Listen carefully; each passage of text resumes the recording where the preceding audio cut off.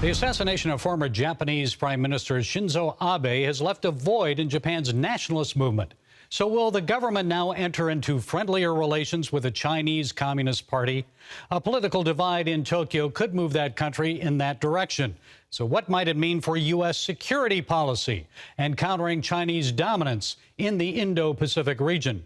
Our next guest believes China might be setting its military sights on a U.S. ally other than Taiwan. Joining us with more is Jason Ho.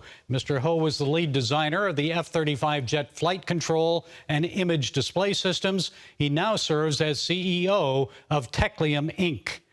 Jason, it's good to talk with you again. First, the U.S. Congress is on the verge of approving legislation that would give $54 billion in subsidies, also tax credits to the U.S. semiconductor industry.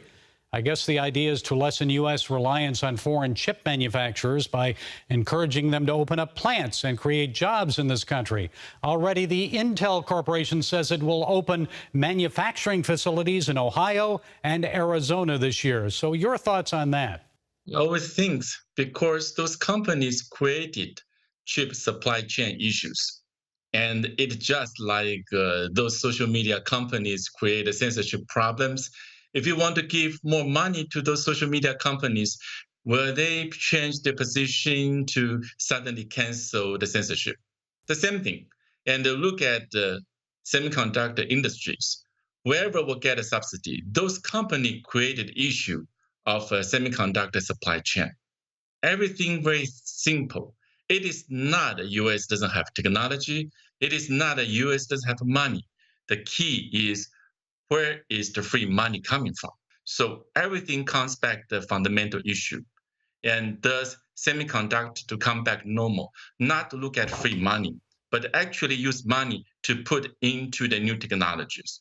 Actually, U.S. has many new semiconductor technology companies. Japan is the same. South Korea is the same. Those money should not give the people to put more manufacturing facilities, but encourage people to invent a new technology to reinvent the industry. Currently, the United States is dependent on the Taiwan semiconductor manufacturing company, TSM, to supply the chips needed for our national defense and other industries. Our nation would, I guess, risk losing that needed technology if war were to break out between Taiwan and China. What's the danger there?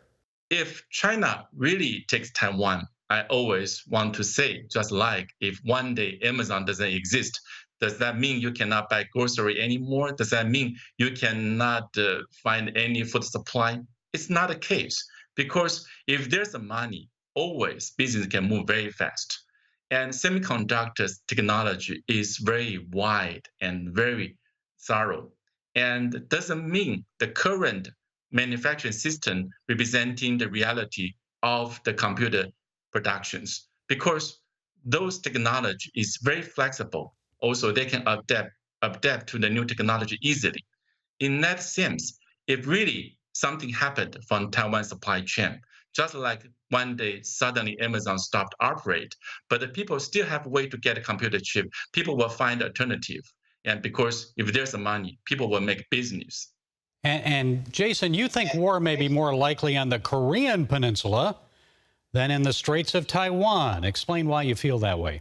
I have learned a great deal, understand their concern, because South Korea probably people doesn't know. In last election in May, a lot of candidates, especially the primary candidates, they demoed China flag, not only the South Korean flag, also China flag, besides the South Korean flag. The infiltration from the China in South Korea is substantial. North Korea, if they take any action against South Korea, and from the China point of view, this is the best. First, they can knock out the South Korea semiconductor industry, which presenting the threat to Taiwan and the semiconductor dominance. Also, if North Korea and issue any war against South Korea, even the U.S., and the strike back, South Korean strike back. In the end, there's no winner to the North Korea, to the South Korea, to the U.S. Everyone will lose because suffering from the war. But China will get great benefits because they can eliminate the South Korea industry and to have China to dominate from the IT business and the semiconductor business.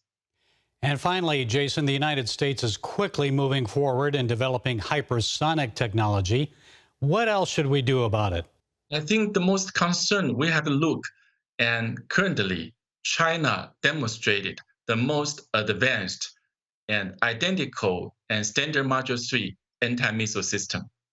And this missile system is co-developed by Japan, Mitsubishi, and the US, Raytheon. And also China tried to extend this technology to North Korea. And that gives North Korea a lot of tool to ignite another Korean War. Especially this standard Model 3 and the Missile 3 system is very easy to use to target satellites. If China or North Korea can knock out the US satellites, the consequence is very, very terrible. Therefore, how to control those technology, how to make sure this technology will not go into China, I think this is a daunting task for the US government to do. Okay, Jason Ho, defense technology expert, CEO of Teklium Inc. Thanks for sharing those insights. We appreciate it.